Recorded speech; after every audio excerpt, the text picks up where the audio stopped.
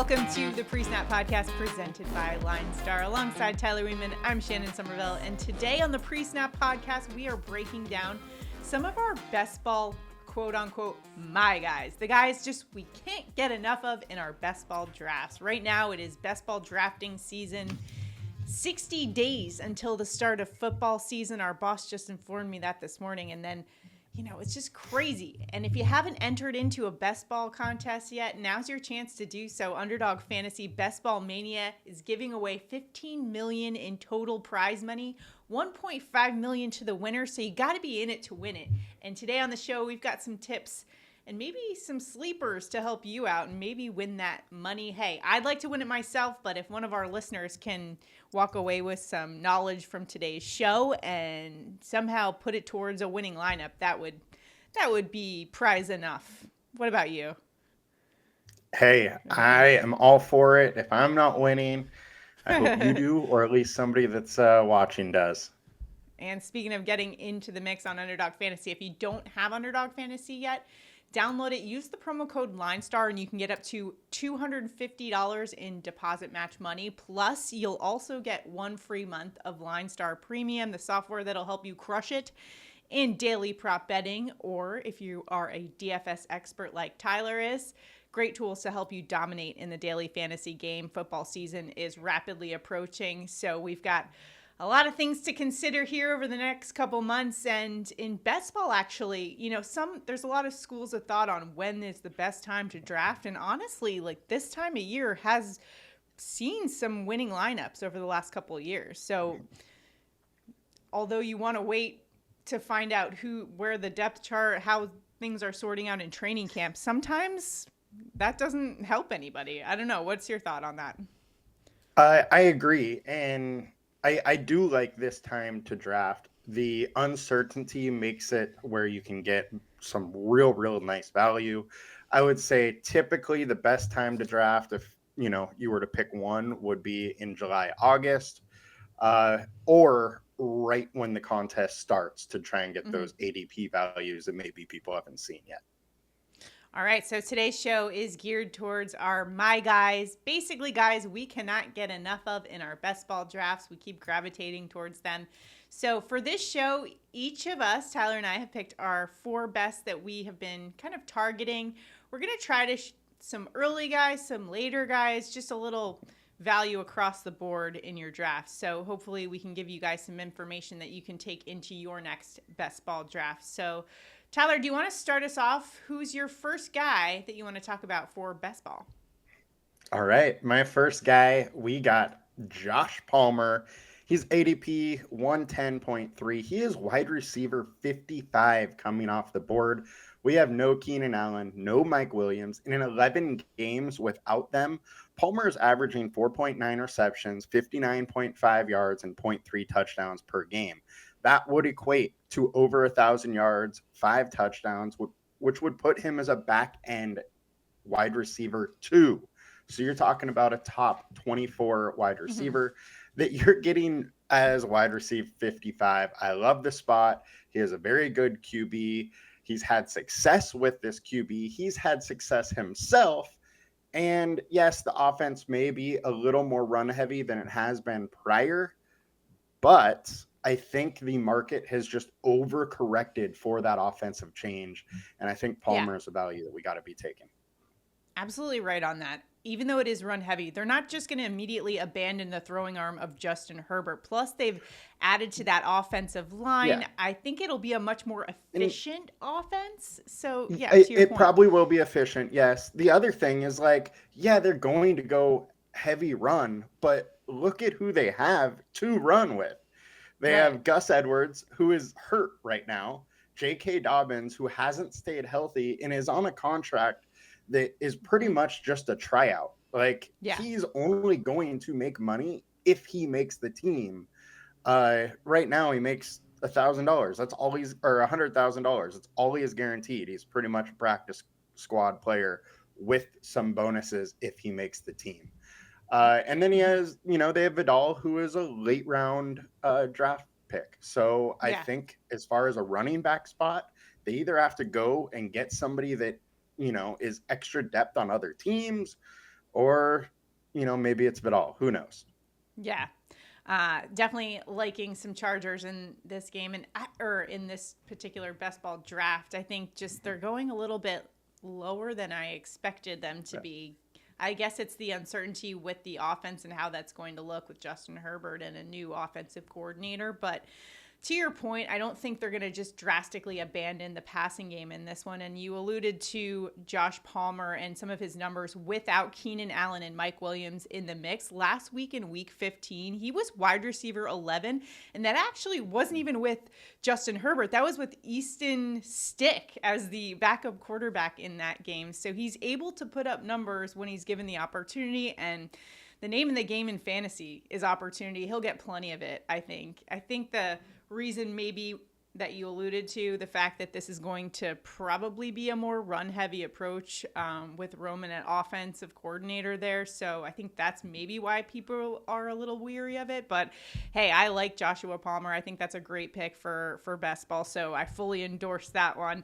My next pick, Tyler, not getting as good a value as you are with Josh Palmer. I wanted to give you guys a top 50 pick here, and that's going to be Amari Cooper, because I think, quite frankly, he's not getting enough love as he needs to. In 2023, he finished as wide receiver 18 in total points in that half PPR best ball model. And I want to draw your attention to the Cleveland Browns in general with Deshaun Watson, who might also be a good pick for best ball, because that Watson-Cooper duo, I came across this stat, that duo ranked among the most efficient pairings in the league per NFL Next Gen Stats among quarterback wide receiver duos to connect for 30 or more targets. Watson and Cooper ranked second in EPA per target, third in passer rating on targets, sixth in yards per target, and fifth in successful play rate. Cooper also led the team with 7.8 targets, 96 receiving yards per game with Watson under center. He scored 15 plus fantasy points in all but one of those 5 such games with Watson. It could be a bounce back season for Deshaun Watson. And if it is, the beneficiary is certainly going to be Amari Cooper. I think regardless, it's going to be another nice season for Amari Cooper. They're often overlooked as one of the top wide receivers, but I think for best ball purposes, it's not a bad bet. And for stacking purposes, especially in the best ball format, pairing him with a guy like Deshaun Watson, who you might be able to also get pretty good value on, might be the way to go. What do you think about that pick? Yeah, I really like this one. Cooper with Watson averaged 17.6 points per game. That is good for like 4th out of all wide receivers last year. So definitely a very good spot. Cooper is also a guy that has those huge spike weeks. And that's how you win games. That's how you win weeks and win the tournament. So you got to really like those spike weeks. And I do agree with you. He is going underdrafted. All right. Who you got next for us on your My Guys list? All right. Let's go to Zach Moss. ADP 91.7, RB 26. Look, his efficiency ratings in 2023 were very similar to Joe Mixon's. 4.1 versus 3.9 true yards per carry. Moss actually was the 4.1 there. 4.7 versus 4.6 yards per touch. 15% juke rate versus 17% juke rate. And then 3.8% versus 3.1% breakaway runs. So Moss actually betters Mixon in a lot of those numbers, but you're getting him at RB 22nd, where last year Mixon ended up as RB 5 in 2023. Now, I don't think Moss will be a top 5 running back, because I do think Chase Brown is going to be used a little bit more than he was last year. So that volume might be a little bit lower, but all in all, I think he is just a screaming value at RB 26, and that he very easily could be an RB1, top 12 type running back being taken at 26. I think at first glance, when you look at the Bengals offense, especially with Joe Burrow back this season, you're thinking pass heavy, running backs don't matter. But actually in fantasy, they do. And last season, we saw it with Joe Mixon. And in fact, Mixon finished top 15 running back per game fantasy scoring in each of the past 4 years in Zach Taylor's offense. So yes, it is pass heavy, but you still got to help carry the load on the run game. And I think Zach Moss proved that he could carry the load, especially when he's with the Indianapolis Colts last season and JT got hurt and he stepped up big for fantasy owners last year. So I don't anticipate the fact that he's going into maybe a less run heavy offense to impact that at all either. So I also agree with you on this pick. I like it here for the Bengals running back. I mean, volume is king for running back. Sorry to cut you off a little bit there, but and that's the thing. Mixon was top 5 in carries. He was also, I think, top 12 in targets. So he was getting used a lot. Moss is going to get plenty of use. Chase Brown is great, but he is a smaller and kind of more dynamic back, can break a big one from anywhere, but he is not going to carry the load. The load is going to be Zach Moss. All right, for my next pick, I'm going to the Carolina Panthers, who, yes, I know had the worst offense in the league last year, but this is a new coaching staff now, and they got themselves a new wide receiver. Deontay Johnson coming in at ADP 75.6, wide receiver 44 off the board. Now, last season finished wide receiver 43 in scoring, and that's total points. Keep in mind he had a 4-game absence with a hamstring injury early in the season, and he also played on the Steelers, which wasn't much better than the Carolina Panthers last year. They actually ranked 25th in passing yards. The Panthers ranked dead last, but they brought in new coaches, Dave Canales and offensive coordinator Brad Idzik. Now, this is important to look at the places that they have been so we can maybe start to draw some correlation to what we might see this year. Former OC of the Bucs offense saw Mike Evans finish wide receiver 5 and Chris Godwin finished wide receiver 30 in fantasy. So this is a fantasy-friendly offense that he's going to be installing.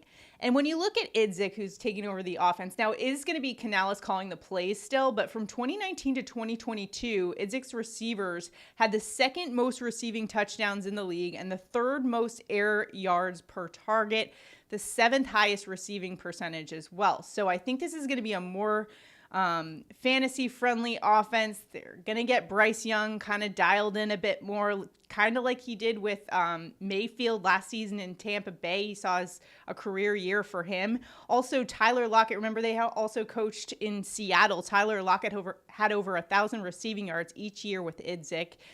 And when you're looking at the Carolina Panthers, there's limited competition for targets here. Yes, Adam Thielen is coming back, but I expect Deontay Johnson to fully, outperform him in most metrics. And he's also entering his age 33 season. That is, Thielen is. So I don't anticipate what we saw last year to repeat itself this year with Adam Thielen's performance, and Deontay Johnson's there now. I think they're going to figure out creative ways to get him the ball and get their quarterback more comfortable and in a much more pass-friendly offense. Any thoughts here on that one? I like the pick. I think there's only up, to go for Bryce Young. He was terrible. Yeah. He was, the top pick. He obviously has more talent than that. They invested in the offense. I think he is going to be better. And Adam Thielen last year was our wide receiver 25. Deontay Johnson is better than Adam Thielen. You're getting him at wide receiver 44. There's tons of room to go up for him. And the other thing is in week 17, they face Tampa Bay, which is going to be a very good game. That is the final week for best ball playoffs. And I love that Tampa Bay offense this year. And having that bring back in Deontay Johnson is a really nice strategy piece for those Tampa Bay stacks. And I think they're really going to see what they have in Bryce Young this year and kind of test him, and especially trying to find chemistry early and often with the receivers that they've invested in. So, I think it might be a good bet. And I like that you brought up that Week 17 matchup, so crucial for best ball and advancing. Of course, hopefully we're advancing to the finals with our lineup. So, all right, who do you got next up on your list? All right, next. I'm going to go to, you talked about an ex-Steeler, and I'm going to talk about a Steeler now. We're going Najee Harris, ADP 83.9. He's RB20. Last year, he was RB21, so right around there. You're not getting much value there, but We have an upgraded offensive line. We now have Arthur Smith being the offense coordinator. Smith offenses have been in the top 10 in rushing yards 4 of his 5 seasons, top 10 in NFL points in 3 of the 5 seasons, and all offseason reports are, just glowing about Najee Harris. He put in big time work over the offseason. His weight is down, his speed is up, his strength is up. I think he is going to have a very good season under Arthur Smith, which not only did they, invest in Arthur Smith to be the offense coordinator, they absolutely upgraded the offensive line. I think it's going to be a very good time to be a Steeler, at least Steeler running back. Totally. And not only with the Arthur Smith, you mentioned top 10 in rushing yards for the last 5 seasons, but also the Falcons ran the ball the most, or the third most of any team in the NFL. So adding that approach on to the Steelers, this is also a contract year, important year here for Najee Harris. Whenever there's money on the line, you got to think you're going to see the best possible performances from Najee Harris to try to make that money. It's all about the money. So I'm always willing to invest in a running back who's got a contract year on the line. Totally, especially when volume's going to be there. That is what the team wants to do. And we have seen it in, the shape of his body coming into camp. So all signs point to good. Well, former Alabama running back now, I had to take us to a former Georgia Bulldog. Zamir White is one of my favorite picks this season in Best Ball for good reason. He's going ADP 87.9, RB23, but the Raiders, who had relied so heavily on Josh Jacobs, they're done with him. He walks away after having accounted a whopping 70.3% of the team's rush attempts at the running back position over the last 5 seasons. Just think about that volume right there. Now, some other running backs on the team, Amir Abdullah re-signed, and they did bring in Alexander Madison. However, I think this job is Zamir White's. Off-season videos, he's in beast mode, and the Raiders also opted to bring back interim head coach Antonio Pierce, who has very much ball control offense, elite defense. That's kind of his style, which is great for the running back position. Zamir got 20-plus carries in 3 of the last 4 games last season, and all 4 he finished top 20. Week 15, he actually finished RB12 in fantasy, so was a fantasy monster during the back half when he did see that opportunity. Also, among 40 qualifying backs, he ranked 13th in explosive run rate, 6th in yards after contact per attempt, and 17th in success rate when he had that cup of coffee as the team's starter. Now, the quarterback situation, I think this only goes to our advantage. There's no clear-cut quarterback one right now. It's between Gardner Minshew and Aiden O'Connell right now. They haven't said who it's going to be, but I think that only lends itself to more of a run game approach. As I said, ball control offense, rely on that elite defense, I think is the style of play here for the Las Vegas Raiders. Also, when we look back at Zamir White's college history, averaged 5.2 yards per carry at Georgia, and the last 2 years had 11 touchdowns. So the style of running you're going to get from Zamir White, big-bodied bruiser, just has the size and overall athleticism, I think, to just take this opportunity and run with it, hopefully towards a best ball championship. That's kind of what I'm seeing from my former Georgia Bulldog. How about you, Tyler? I mean, the team has plenty of weapons on offense. We saw Gardner Minshew was able to handle some weapons in Indianapolis, made Pittman a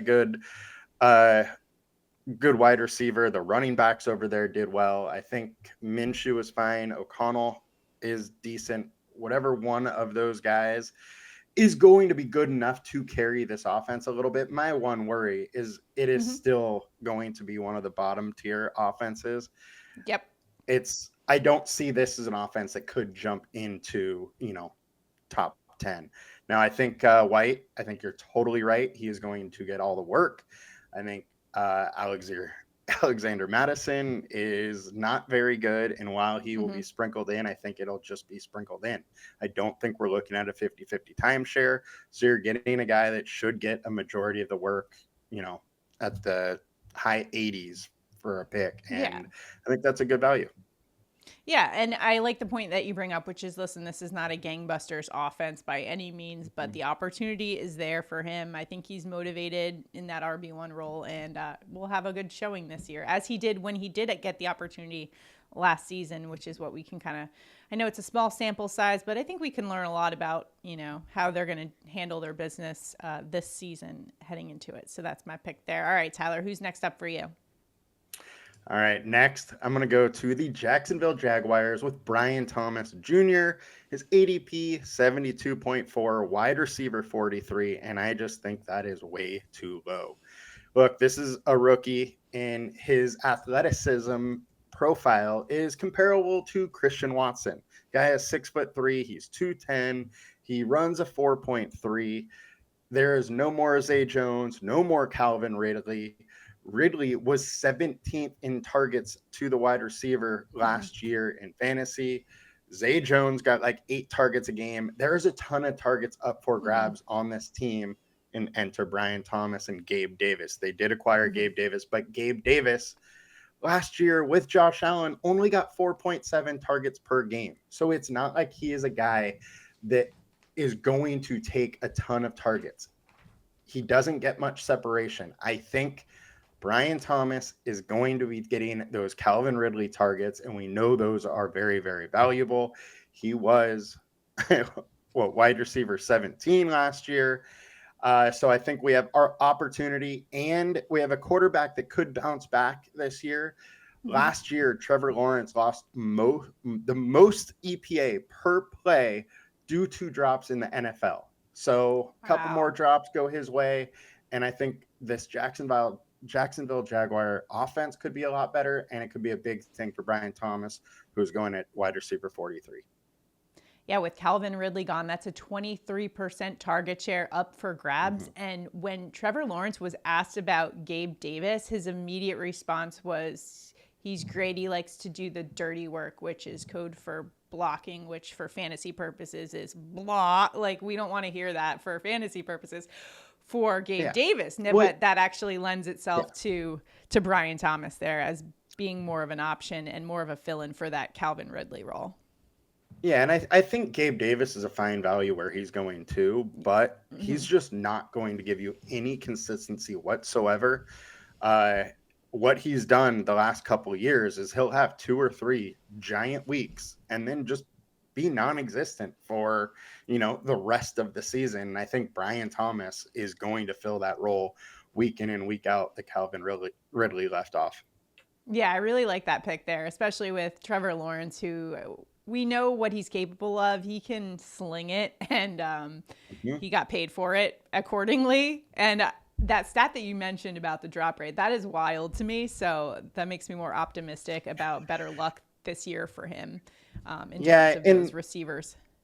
If you watch some of those drops and there's some of them that would have been like absolutely spectacular plays, but part of it is because Lawrence is fine just gunning it into a very tight window. And I think Thomas is going to be able to create the separation that those tight windows aren't as needed. Yeah, that's a really great point there. So liking Brian Thomas there.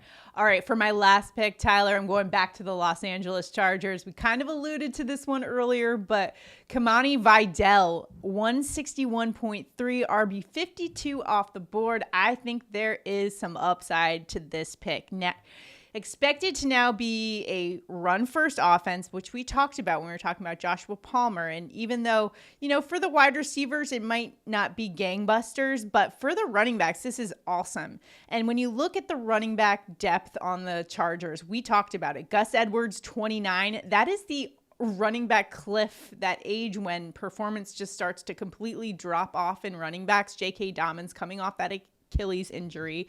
And when you look at Vidal and what he has done in college, it's actually pretty incredible. At Troy, he broke basically all of the rushing records, produced back-to-back seasons with over 1,250 total yards and 10-plus touchdowns. He was also a factor in the passing game as well. And he finished his college career with 34 touchdowns. So an incredibly productive back for them.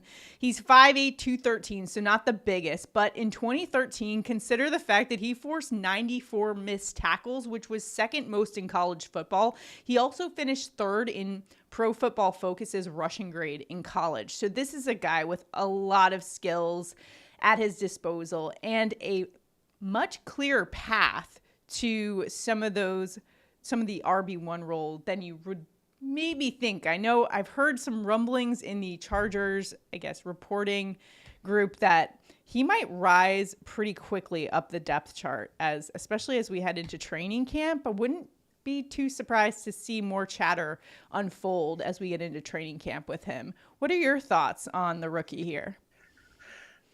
I mean, I agree. I think this backfield situation as a whole is one we really need to look at and, go to target. It is likely going to be Edwards or Vidal. I don't hold much optimism for Dobbins, just coming off another big time knee injury. I think it's going to be hard for him to really break into it.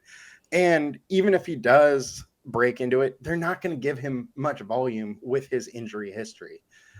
So I think Vidal is one of the guys that's interesting. He is going as the second RB right now in drafts, and I'm definitely clicking that button when I can. I know right when the ADP opened, he was, a last round pick, and now he's up, 60 picks or so. So that just shows you that a lot of people do have confidence, but I still think he is going as a little bit of a value. Yeah, I think there still is value right now there. I do think that there's going to be some rumblings that come out of training camp that indicate that, hey, this is a guy to definitely keep your eye on. I mean, it's already starting to kind of emerge. What has also emerged from the early camps is that he's also a really great pass blocker, which lends itself when you're a running back to more opportunity on the field, which can then in turn lead to more carries. So I think that could be a nice path for him to demand more targets, especially if he's so great in the pass blocking schemes as well, just to get him some more time out there on the field and just some attention overall. Yeah, the only thing I ever worry about rookie running backs is their pass blocking to see if they can really stay on the field. And that's generally the issue with rookie running backs is they just don't know the schemes well enough, but he was a very good pass blocker in college. I'm sure he's studying hard. He was a late round pick, so he really has to break into the NFL. So he certainly has the skills. He crushed it in college. Will that translate? It's not a bad bet to make at his current ADP. I would say, if it goes a little bit too high, I might be backing off a little bit. I think he's getting a little bit popular right now, especially as I see his name pop up on all of the fantasy sleepers articles. And he might not be so much of a sleeper anymore, but hey, I still think the value is, as of right now, before training camps, is there for Vidal to get some attention on the Chargers offense. So hopefully that transpires and we get him on our team and he crushes it. I agreed. And at his ADP, even if he doesn't start the year as the RB1, I think he's still a great value because there's so many paths to him becoming the RB1, by mid-season. The two guys in front of him or around him, both very injury prone, have never been able to stay healthy. And, Vidal might just get his opportunity because of that. Nice. All right. So those are our best ball, my guys. Let us know what you think of our picks in the comments. We all want to hear from you guys. And if you have any sleepers that you're looking at that you really like, drop them in the comments. We're all trying to help each other out to win that 1.5 million. Hey, somebody in the LineStar community I know can do it. Let's go get that 1.5 mil, or at least some of the 15 million in prize money that's out there on Best Ball Mania. And again, if you don't already have Underdog Fantasy, what are you doing? Go download the app and remember to use that promo code LineStar so you can get that nice deposit match plus one free month of LineStar as well. Take advantage of that deal. And if you have any questions for us, we've got some new features coming your way on the LineStar app that will help you in best ball. So make sure you stay tuned to our channel. If you haven't already, Like this video if you're enjoying our content, subscribe to the channel, and again, comment below. We want to hear from you guys, and hopefully you guys are crushing it in your best ball drafts. Good luck out there. We will see you guys next time. Have a good one. Good luck, guys. Bye.